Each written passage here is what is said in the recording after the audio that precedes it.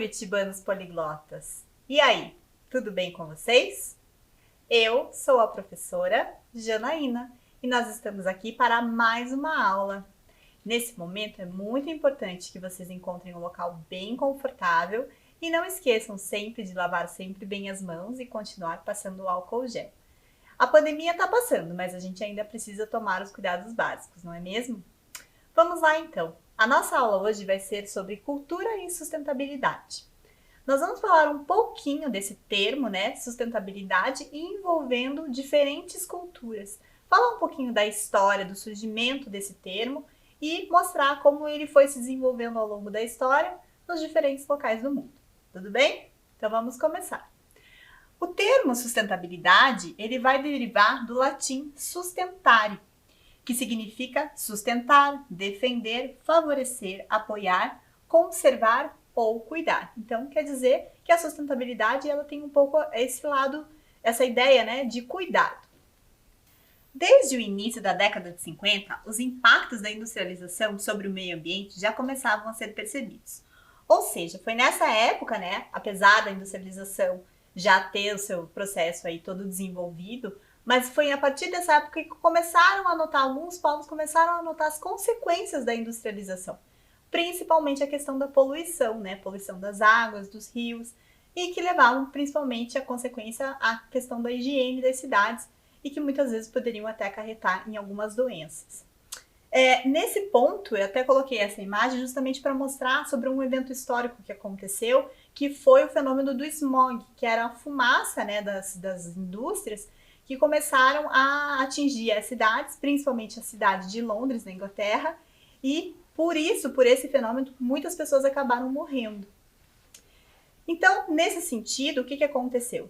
Alguns países se juntaram para uma conferência, para criar uma conferência para discutir essas questões, né? A relação do meio ambiente com o ser humano. Como que estava se dando isso, né? Quais eram as consequências, principalmente negativas, em relação a esse cuidado, né, do ser humano ao meio ambiente, que poderiam acarretar até na questão de saúde e da vida dos seres humanos. Então, olha lá. A primeira conferência que existiu, então, foi a das Nações Unidas sobre o Meio Ambiente Humano, a United Nations Conference on the Human Environment, que também conhecida como Conferência de Estocolmo, porque ela aconteceu na cidade de Estocolmo. Ela foi a primeira grande reunião de chefes de Estado organizada pelas Nações Unidas, pela ONU, para tratar das questões relacionadas à degradação do meio ambiente. Então, exatamente aquilo que eu tinha falado para vocês, né? O ser humano, os homens, começaram a perceber as consequências, né, que esse processo de industrialização acabava acarretando em relação à questão, principalmente da saúde e do meio ambiente. Ela é considerada um marco nas tentativas de melhorar as relações do homem com o meio ambiente. É o início de uma busca pelo equilíbrio entre o desenvolvimento econômico e a redução da degradação ambiental. É nesse momento que começa-se a pensar um pouquinho nessa relação de equilíbrio, né? Da gente ter algumas ações, os seres humanos terem ações que não comprometam tanto o meio ambiente. E é essa noção que depois foi levar à construção de um conceito que a gente chama de desenvolvimento sustentável, que eu tenho certeza que você já deve ter ouvido falar por aí, né? Muito bem, dando sequência então a esse histórico, nós temos o relatório de Brundtland. Ele é um documento intitulado Nosso Futuro Comum, Our Common Future, e ele foi publicado em 1987. O que esse relatório trouxe, então? Ele indicou que a pobreza dos países do terceiro mundo e o consumismo elevado nos países de primeiro mundo eram as causas fundamentais que impediam um desenvolvimento igualitário e, consequentemente, produziam graves crises ambientais. Ou seja, havia um desequilíbrio, né, entre as pessoas do primeiro mundo, que consumiam muito, gastavam muito, e a pobreza dos países de terceiro mundo, das pessoas que eram consideradas de terceiro mundo. E aí se deu, então, a introdução do conceito de desenvolvimento sustentável. Olha só o que diz o relatório. O desenvolvimento sustentável é o que atende às necessidades atuais sem comprometer a habilidade das futuras gerações de suprir as suas próprias necessidades. Ou seja, o que a gente faz hoje, né, o que a gente gasta hoje dos bens naturais, ou chamados recursos naturais, ela não pode interferir nas próximas gerações, né? No que, por exemplo, os meus filhos ou os meus netos vão ter para consumir, né? Então eu tenho que fazer isso de uma forma equilibrada. E passados-se 20 anos depois da Conferência de Estocolmo, nós temos a ECO 92, ou a Rio 92. Ela foi a primeira conferência das Nações Unidas sobre o meio ambiente e desenvolvimento. Aí já se inseria, né, o conceito de desenvolvimento sustentável. Realizada no Rio de Janeiro no ano de 1992. A conferência teve desdobramentos importantes do ponto de vista científico, diplomático, político e na área ambiental. Ou seja, foi uma discussão muito ampla, né? Foram várias pessoas que vieram para essa discussão, entre cientistas, pessoas políticos, diplomatas. Então foi uma reunião muito extensa, né? Uma conferência muito extensa. E dessa ECO 92 ou da Rio 92, surgiu-se a Agenda 21. O que era a Agenda 21, então? Ela trata-se de um plano de ação que constituiu a mais abrangente tentativa já realizada de promover um novo padrão de desenvolvimento denominado desenvolvimento sustentável. E por que ela tinha esse nome, né, Agenda 21? Porque todos os compromissos que estavam ali assinados pelos países que participaram, que foram 179 países, né, representantes de 179 países, eles se comprometiam com isso para poder cumprir com essas ações, com esse plano, até o século XXI. Então, a Agenda 21, ela também trabalhou bastante esse conceito, né, do desenvolvimento sustentável, que ele está embasado em 3 dimensões, né? Na dimensão econômica, do meio ambiente e da sociedade. Existem teóricos que acham que esse conceito de desenvolvimento sustentável ele é meio utópico, porque não teria como você ter um equilíbrio entre essas 3 dimensões, né? Mas o ideal seria que nós realmente tivéssemos um equilíbrio entre o uso dos recursos naturais, uma qualidade de vida, né, para a sociedade e uma economia que conseguisse manter essas outras dimensões de maneira equilibrada. Então vamos ver um pouquinho de cada uma dessas dimensões? Muito bem, então a gente vai falar sobre a dimensão ambiental primeiramente. A gente tem que pensar na limitação desses bens naturais ou dos recursos naturais. Isso quer dizer o quê? Bom, só para diferenciar, né, os ambientalistas eles não se referem aos recursos naturais, eles se referem aos bens naturais, porque o recurso dá uma ideia de que a gente pode gastar isso de maneira sem ter fim, né? E na verdade a gente tem que pensar que esses bens naturais, eles têm um fim, né? Eles são finitos, então uma hora vai acabar. Então a gente sempre tem que pensar que a gente não pode usar de maneira irresponsável, né? Da mesma maneira, a gente tem que aprender a respeitar os ciclos naturais e os fenômenos naturais. Eu vou dar um exemplo, por exemplo, a questão da água, né? Se a gente pensar, nós atualmente estamos vivendo uma crise hídrica no nosso país, né? Nós temos, vocês devem ter percebido aí na casa de vocês, que nós estamos passando por um momento que nós temos que até fazer um rodízio, né? E nesse momento falta água em várias casas. E o que acontece? As famílias têm que se preparar, adequar a sua rotina para poder fazer todas as tarefas domésticas sem ter o fornecimento de água. E isso se deve por quê? Principalmente pela ação do homem em relação ao meio ambiente, né? Uma das causas é o aquecimento global, que faz com que a gente tenha períodos grandes de estiagem, que não chova, né? E aí a gente não consegue ter essa água para utilizar aí nos afazeres do dia a dia, principalmente. Então, se a gente aprender a respeitar esses ciclos da natureza, com certeza a nossa configuração aí seria muito diferente, né?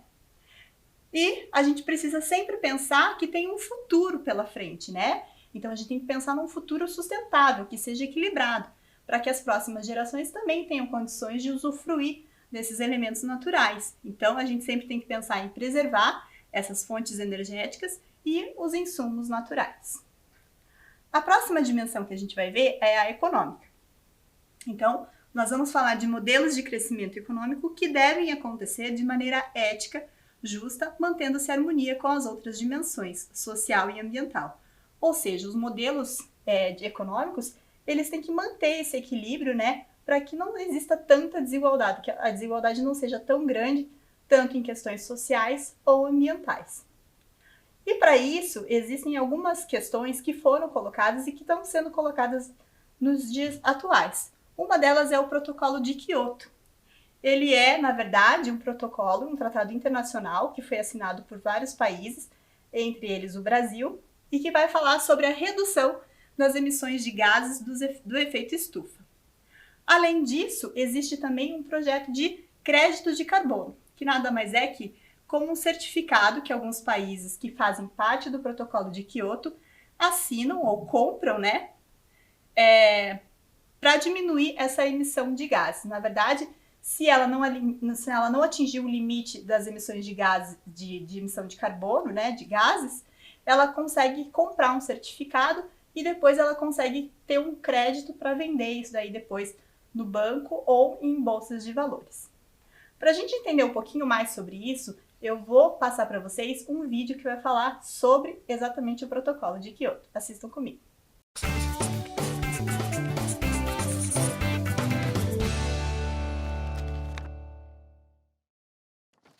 Salve, salve galera, beleza? Sejam muito bem-vindos a mais um Quer Que Desenhe? Eu sou o Guilherme Praça, do time de História, e hoje vamos falar sobre o Protocolo de Quioto. Lembrando que o mapa completo é grátis e está disponível para download também no link na descrição. Agora, vamos começar já com uma pergunta. Você sabe o que é o Protocolo de Quioto? Não? Então vem comigo que eu te explico. O Protocolo de Quioto é um acordo internacional fruto de muitos debates entre ambientalistas e chefes de Estado em diversas conferências no final do século XX. O protocolo foi finalmente criado em 1997, em Quioto, e se tornou um acordo entre os países que assinaram o documento. As nações consideradas desenvolvidas se comprometiam a reduzir as suas taxas de emissão de gases de efeito estufa entre os anos de 2008 e 2012, em pelo menos 5,2% comparado aos níveis de 1990.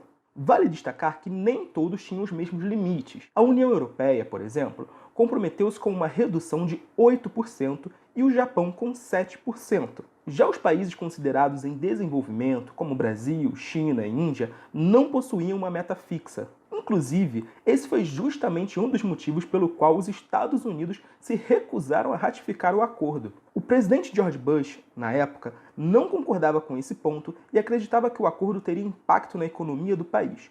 Logo, acabou ficando fora. Outros países também relutaram e demoraram a ratificar. Assim, o Protocolo de Quioto entrou em vigor em 2005, após completar com a entrada da Rússia a ratificação mínima exigida, que eram de 55 países que juntos produzem 55% das emissões. Mas afinal, por que o Protocolo de Quioto é tão importante? Ele é importante pois é o primeiro planejamento internacional que visa combater a emissão de poluentes na atmosfera e reduzir os impactos climáticos e ambientais. Desde o final do século XVIII, o processo de revolução industrial que começou na Europa e se espalhou pelo mundo vem ampliando os índices de poluição. Com a criação dos motores a combustão, dos complexos industriais, o aumento dos desmatamentos e com o consumo desenfreado, os seres humanos passaram a interferir ainda mais na natureza, criando em pouco tempo danos que podem ser irreversíveis. O próprio efeito estufa é um deles. O aumento dos gases jogados na atmosfera passou a ser um problema para a humanidade, devido ao aumento brusco da temperatura que pode ter consequências gravíssimas. Alguns dados revelam essas mudanças. Por exemplo, estima-se que a temperatura média do planeta tenha aumentado 0,98 graus Celsius desde o final do século XIX. Nos anos de 2018 e 2019, alguns países chegaram a bater recordes de calor. Outra questão também muito impactante é o derretimento acelerado das geleiras do Ártico. Desde 2000, a extensão de gelo na região vem demonstrando os impactos do aumento da temperatura. É justamente por essas mudanças negativas que o planeta tem passado que o Protocolo de Quioto é tão importante. Como muitos desses impactos ambientais são irreversíveis, apenas reduzindo as taxas de poluição e de emissão de gases poluentes na atmosfera é que podemos garantir um futuro. Portanto, além de demandar a redução dos gases de efeito estufa, o protocolo também orienta ações que podem auxiliar ainda mais no combate à poluição. Medidas como o uso de fontes renováveis de energia, a proteção do meio ambiente, a valorização de uma agricultura sustentável e redução da poluição causada por meios de transporte podem ser ações muito eficientes. O protocolo também criou mecanismos de flexibilização para auxiliar a redução de emissões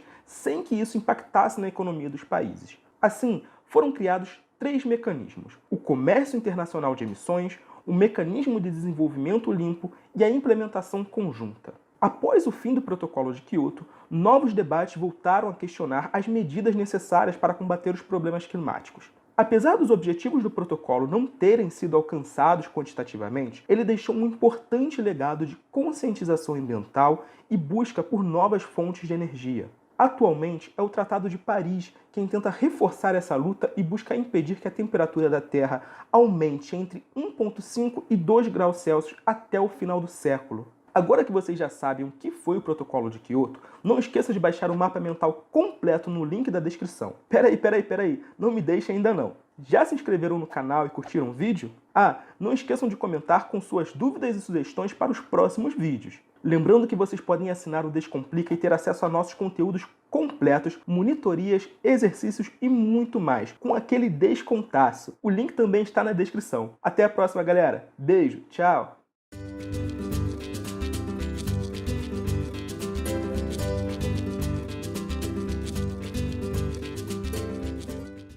E aí, gostaram de saber um pouquinho mais sobre o Protocolo de Kyoto?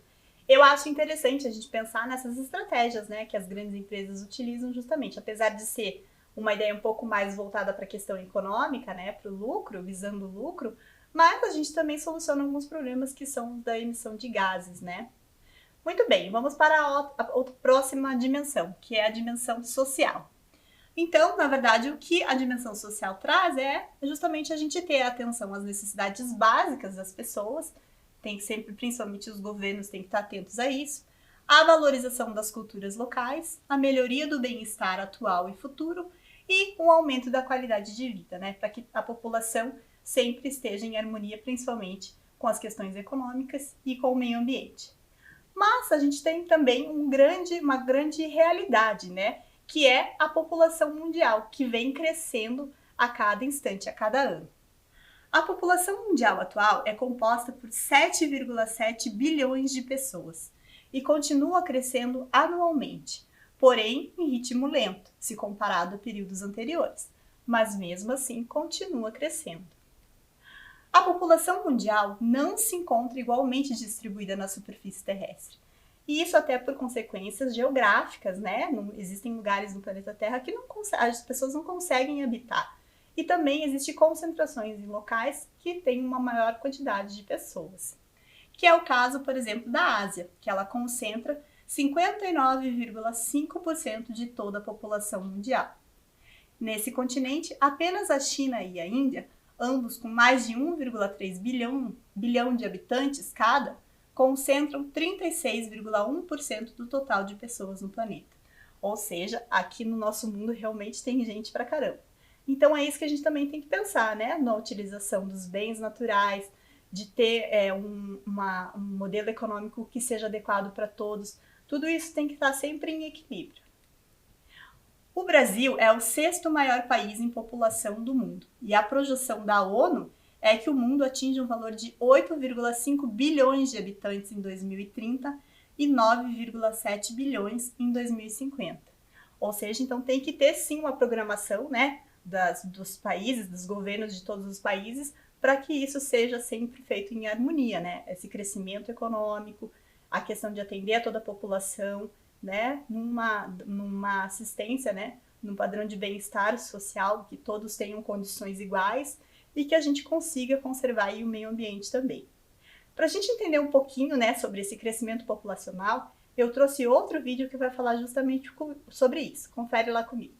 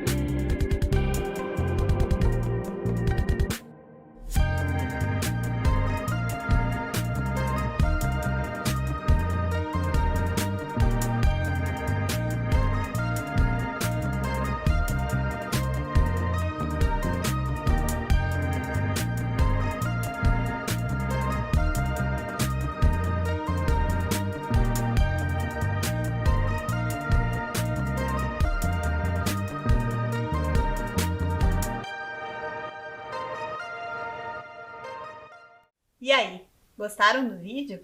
Ele traz, né, uma perspectiva em relação ao ano de 2020 até 2100, para a gente pensar um pouquinho, né, nesse crescimento populacional. Será que a gente vai ter espaço no planeta Terra? Será que a gente vai ter condições de atender todas essas pessoas? Isso é uma coisa para a gente pensar justamente para o nosso futuro, né, para ter um futuro sustentável. E pensando nisso, a ONU criou também a Agenda para 2030, que contém os Objetivos para o Desenvolvimento Sustentável. Ele é composto por 17 objetivos que devem ser conquistados pelos países que assinaram o Tratado da ONU até 2030, né? É uma maneira desses grandes governos, né, atuarem de maneira colaborativa, atuando na forma de parceria, né? Até porque são 192 países que fazem parte da Organização das Nações Unidas. Então agora vamos assistir um outro videozinho que vai falar justamente sobre isso, né? Sobre esse plano da ONU e sobre os objetivos globais. Vamos assistir? Vamos imaginar que você esteja viajando pelo espaço e que agora você esteja olhando para uma vida inteligente. Você tem viajado bastante porque o espaço é bem grande. E agora você vê a Terra, uma pequena ilha no espaço, uma composição de água, pedra e solo, uma camada fina de ar para conseguirmos respirar. Existe mais vidas no espaço? Sim ou não, está em todos os lugares. Se você pensar, nós precisamos basicamente das mesmas coisas: água fresca, ar limpo e comida saudável. A boa notícia é que a Terra tem tudo isso para todos nós. A má notícia é que nós encontramos alguns problemas no caminho. O primeiro é a mudança climática. O jeito que vivemos na Terra hoje está danificando muitas coisas que precisamos para viver. Os combustíveis que nós queimamos estão contaminando a atmosfera. Nós estamos esgotando nossas fontes de água potável. Tudo isso está mudando o clima. O segundo problema é a desigualdade. Algumas pessoas na Terra têm muito mais do que precisam e a maioria não tem o suficiente. Isso causa pobreza e não é justo. Milhões de pessoas não têm acesso aos remédios que poderiam prevenir doenças. Em alguns lugares, as crianças não entendem o motivo de ir à escola. Em outros, milhões de crianças querem ir à escola. Isso é justo? Com sorte, nós temos um plano. As Nações Unidas anunciaram os Objetivos Globais para o Desenvolvimento Sustentável. São 17 objetivos que protegem o planeta contra a mudança climática e tornam o mundo seguro e mais justo para todos. Nós temos que alcançar essas metas até 2030. A melhor coisa de se ter um plano é que nós podemos checar como estamos indo ao longo do caminho, mostrando as partes em que fomos bem e as partes que devemos melhorar. Até 2030 teremos um longo caminho, então nós temos que encorajar uns aos outros todos os dias.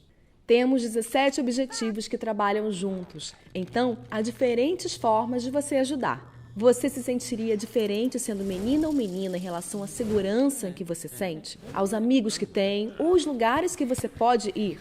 E se achássemos uma nova forma de transformar a água em limpa e potável? E se pudéssemos reciclar todo o nosso lixo? O que mais poderíamos mudar? Nós todos vivemos na Terra e nós dependemos da Terra para viver. Nós temos diferentes culturas, nós temos um só planeta e devemos tomar conta disso tudo e uns dos outros e compartilhar o que nós temos de forma igualitária e sustentável. Tudo o que precisamos está bem aqui. Algum dia nós encontraremos vida inteligente em outros planetas. Enquanto isso, vamos ver o quanto de inteligente podemos fazer para todos nós na Terra. Só lembrando. E aí, gostaram desse vídeo também? É interessante a gente pensar, né, nessas iniciativas aí, pensar que o mundo todo está também com um pensamento em comum, né, que é em prol do meio ambiente, de manter essa relação aí equilibrada. E para a gente pensar um pouquinho, já tem alguns países que têm algumas iniciativas sustentáveis, que são iniciativas que a gente sempre vê por aí, vocês já devem ter visto falar, né, das questões ecologicamente corretas, economicamente viável, socialmente justo ou culturalmente diverso. Vamos ver alguns exemplos? Então eu trouxe para vocês aqui, por exemplo, a utilização das eco bags, né? Que são aquelas sacolas que substituem as sacolas plásticas, para a gente evitar ter mais produção de lixo plástico, né? Principalmente pensando na questão dos oceanos. Nós temos também a questão das energias, né? A gente sabe que agora também o nosso país está passando por uma crise de energia e a gente precisa cuidar, né, com os nossos gastos, para evitar gastar tanta coisa que precise de energia. A utilização de reaproveitamento de materiais para a gente fazer objetos em casa. Existem objetos também que são vendidos que já estão pensando, empresas que já estão pensando nessa questão de desenvolvimento sustentável e utilizando materiais recicláveis para fazer a produção, como é o caso desse tênis aqui que utiliza garrafas plásticas. A utilização também de cisternas, né, para fazer o reaproveitamento da água da chuva, para lavar calçados e também para molhar as plantas. Isso é muito importante. Existem alguns prédios, né, alguns condomínios que já fazem isso e colocam o seu anúncio. Vocês já viram esse reaproveitamento? Alguém aí faz o reaproveitamento da água da chuva? É uma maneira da gente economizar também a água do planeta, né? E pensar também em espaços colaborativos, como coworking, onde as pessoas podem trabalhar de maneira coletiva, certo? Muito bem, vamos passar para a nossa atividade, então?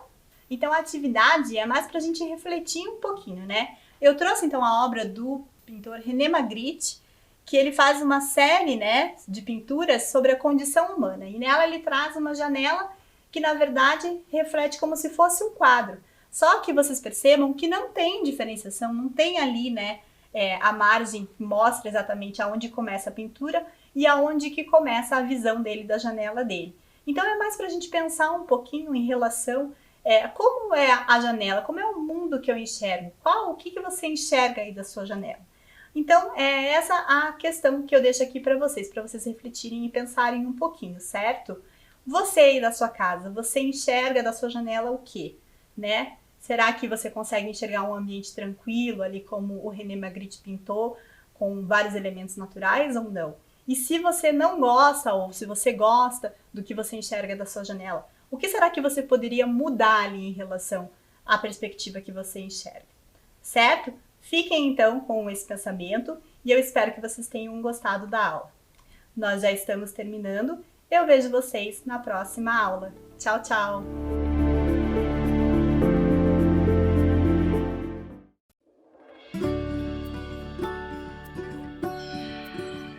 Gente, se preparem porque hoje o conteúdo vai ser especial. Com vocês, jeito de demonstrar carinho na pandemia.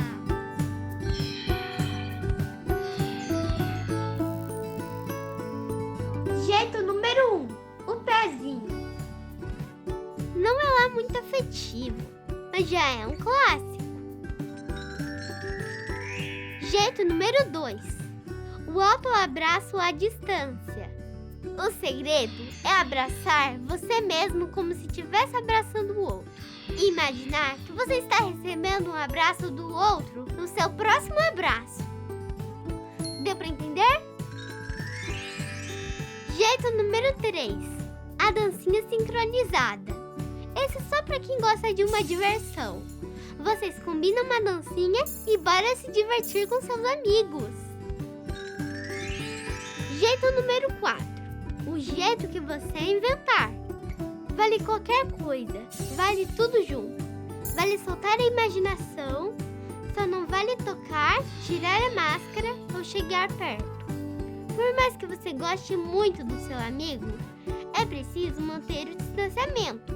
Ou seja, fique sempre a 4 passos bem grandões dele.